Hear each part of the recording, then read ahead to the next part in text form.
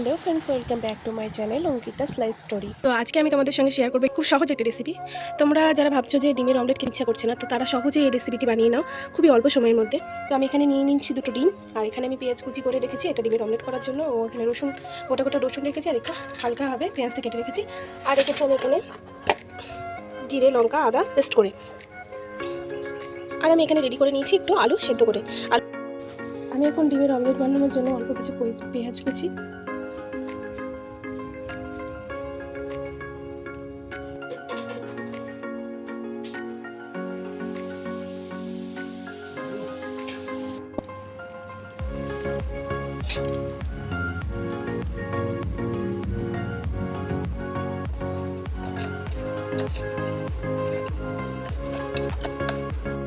এখানে আমি পেঁয়াজটাকে ভালোভাবে মাখিয়ে নিলাম। এখানে আমি ডিমটাকে ফাটিয়ে নিলাম। এবার এটাকে ভালোভাবে মাখিয়ে নেব। ডিমটা ভালোভাবে মাখানো হয়ে গেলে এখানে আমি কড়াইটা ধরিয়ে নিচ্ছি।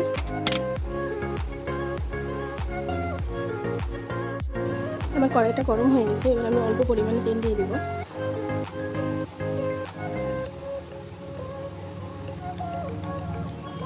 তো এই যে আমি এই পরিমাণে তেল দিলাম। এবার আমি ডিমটাই তেলের মধ্যে ছেড়ে দেবো।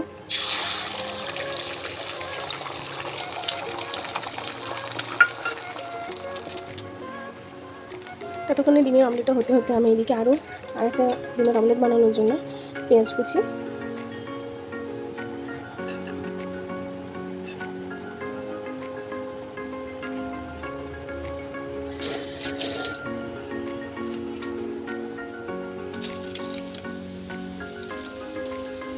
এর মধ্যে লবণ, হলুদ দিয়ে এটা ভালোভাবে মেখে নেব।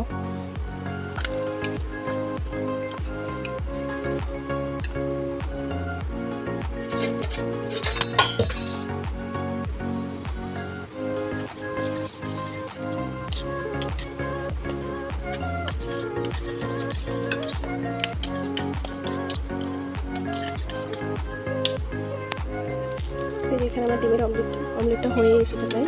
আমি এটাকে উল্টে নিচ্ছি।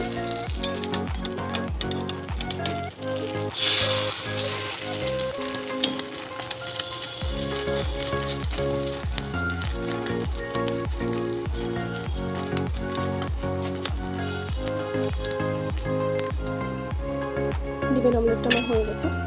তো তোমরা চাইলে এখানে পিস করে দিতে পারো, বা তোমরা কেউ যদি মনে করো যে না এটা উঠিয়ে যখন রান্না করবে তখনও পিস করতে পারো। আমি এখানেই পিসটা করে নিচ্ছি।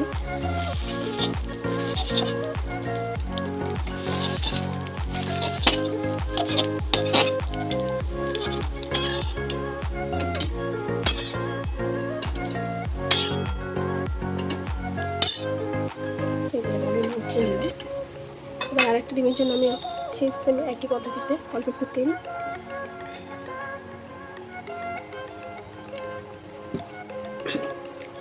এটা গরম হতে দিয়ে এর মধ্যে আমি ডিমটা ছেড়ে দেবো।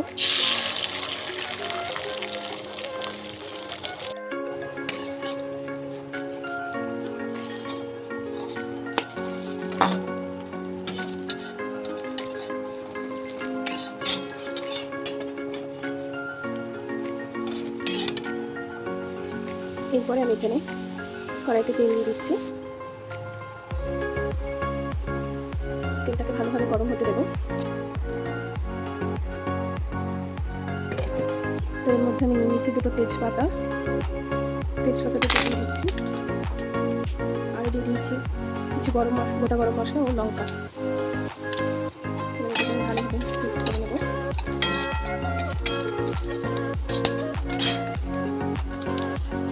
এবার আমি দিয়ে দিচ্ছি কিছু পেঁয়াজ আর রসুনটা দিয়ে ভেজে নেব।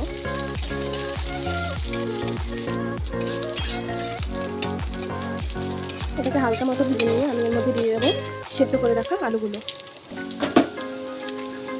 এই যে আমি আলুগুলো এখানে দিয়ে দিচ্ছি। আলুগুলোকে আমি হালকা একটু চটকে দেবো।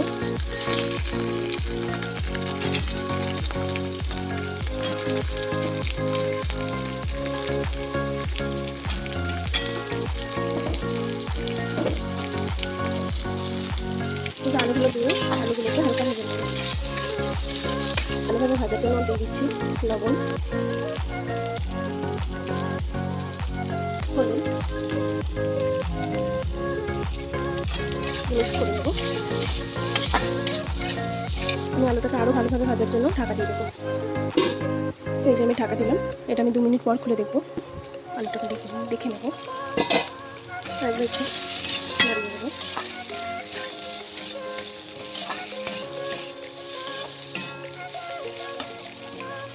আলুটাকে আরেকটু ভাজতে দেবো। তো বন্ধুরা দেখো যে আলুটা আমার প্রায় ভাজাই হয়ে গেছে। এবার আমি এর মধ্যে দিয়ে দেবো মিক্সিং করে রাখা জিরে, লঙ্কা ও আদা পেস্ট। আমি এখানে পরিমাণটা খুব কম নেবো, কেননা ডিমে ঝালটা বেশি লাগে না, তাই মশলার পরিমাণটা একটু কম। এটাকে আমি ভালোভাবে নামিয়ে নিচ্ছি। মশলাটাকে কষিয়ে নিতে আমি আবারও ঢাকা দিয়ে দিচ্ছি। তো আবারও আমি মশলাটাকে একটু হালকা নেড়ে নেবো।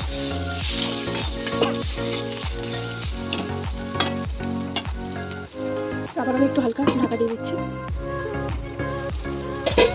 এই দেখো এখানে আমার হালকা হালকা তেল ছেড়েছে। এইরকম পর্যায়ে আমি অল্প একটু জল দিয়ে দেবো। জল দিয়ে আবার 2 মিনিট আমি একটু এটাকে ঢাকা দিয়ে রাখবো, কষিয়ে নেবো। কম হয়েছে, এবার এর মধ্যে আমি জল দিয়ে দেবো। আমি এখানে ঝোলটা খুব অল্প চাইছি, সেজন্য জলের পরিমাণটা অল্প দিয়েছি।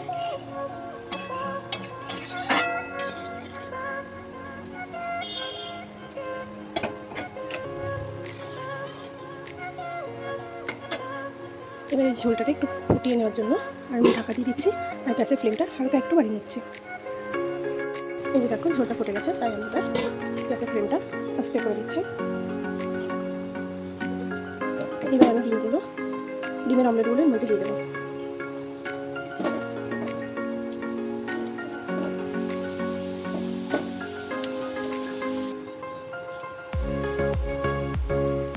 ডিমের অমলেটগুলো আমি হালকা ঝোলের মধ্যে দিয়ে দেবো। এর মধ্যে লবণ মশলা চাই। এবার আমি এটা ঢাকা দিয়ে দেবো। দেখো এটা প্রায় হয়ে এসেছে, আমি দেখে নেবো। ডিমের অমলেটগুলো যখন ফুলে ফুলে উঠবে আর ফেটে উঠবে, তখন বুঝে নেবে যেটা হয়ে গেছে। এবার আমি কিছু আলু ঢেলে দিচ্ছি আর নামিয়ে নেওয়ার আগে আমি দিয়ে নেবো অল্প একটু পরিমাণে ঘি। দিয়ে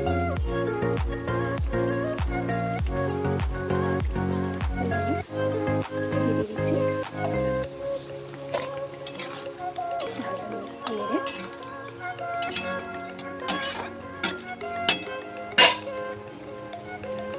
বন্ধ করে দিলেই রেডি ডিমের অমলেটের কারি।